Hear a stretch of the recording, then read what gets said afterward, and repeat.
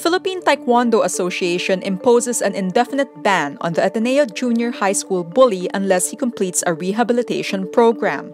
The PTA says the indefinite ban will include all events sanctioned by the National Federation, such as Taekwondo events, but also belt promotions, tournaments, or facilities of member institutions.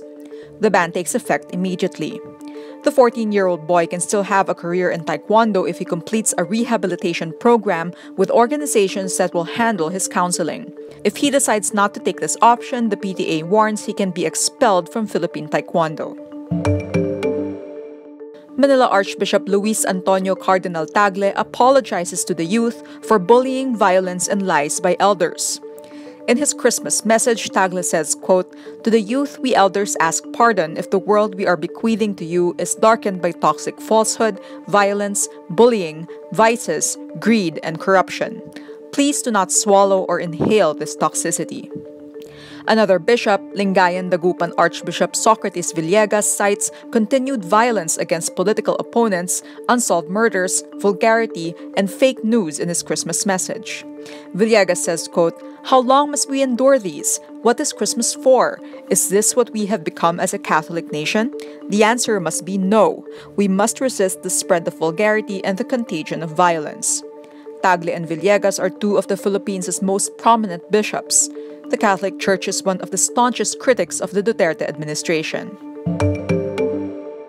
Two Americans are arrested after being identified as the ones who dumped the body of a woman into the Pasig River.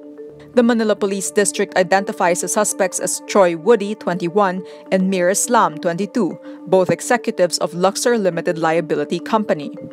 The victim was 23-year-old Tommy Michelle Masters, also an American. The suspects were picked up by a Grab driver in Mandaluyong last Sunday. Before riding, Woody and Islam loaded a big brown box in the trunk of the car. Midway on the trip, the two suspects asked the Grab driver to stop by the Pasig River in Manila. Woody and Islam then took the box out and threw it into the river.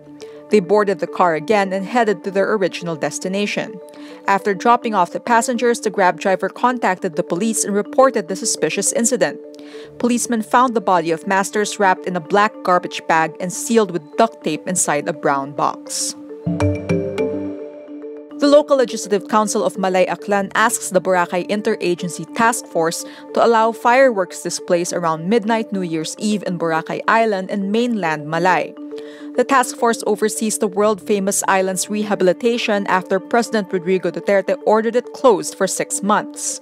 Among the guidelines set by the task force when Boracay reopened October 26 was the banning of fireworks displays after 9 p.m. to protect the flying foxes in the island. In the past, revelers welcomed the New Year in Boracay with non-stop pyrotechnics. Rappler reviews the 2018 headlines of the Daily Sentry, a website known for publishing false or misleading claims to see how disinformation can spread through the abuse of the label expert. Rappler identifies 66 mentions of 13 so-called experts.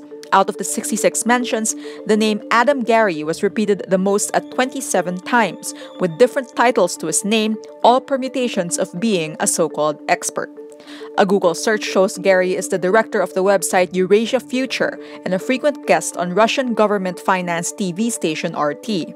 Eurasia Future offers policy analysis but does not have an about page nor a list of editorial board members.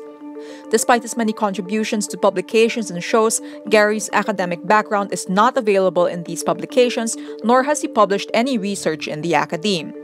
De La Salle University professor Cheryl Soriano says citing so-called experts are used to strengthen people's biases.